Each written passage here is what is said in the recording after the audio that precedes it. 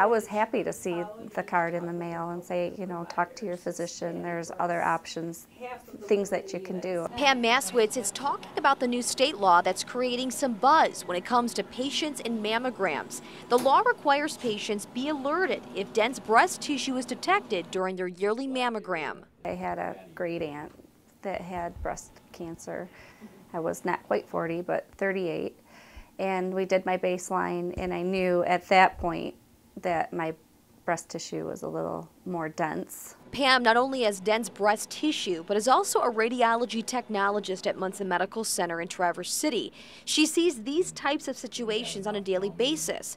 Once she found out she herself has dense breast tissue, she received this pink notification in the mail.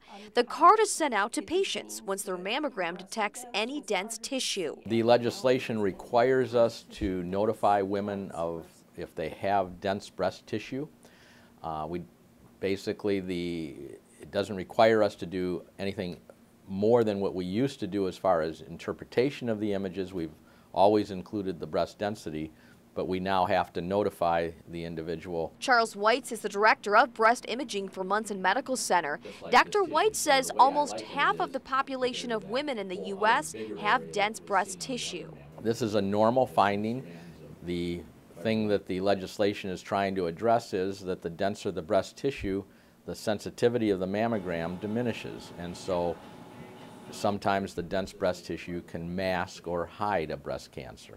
Dr. Weitz says giving the patients information both in writing and verbally is a way to educate them on further tests. However, he thinks there are pros and cons to the new law.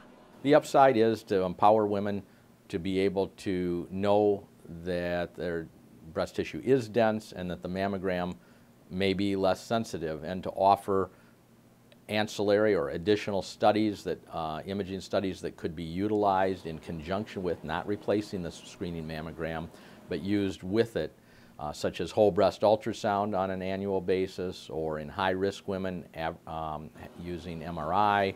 The downside is the more tests we do, the more false alarms there are going to be, more things that we might see that maybe we need to biopsy that aren't going to turn out to be cancer, or that we need to follow up in a shorter term. For Pam Maswitz, she says it's a way to stay proactive with her health. We research things all the time. You know, you go out to buy a car, you know what you want in the car, but so many times people don't really research their own health or other things that can be done. But having that knowledge, you know what questions to ask the doctor, and they're able to direct you to the right tests next. In Traverse City, Melissa Smith, 7 and 4 News. It just means that your breasts are dense, and it's harder to see abnormalities in breast tissue that is dense versus breast tissue that's fatty.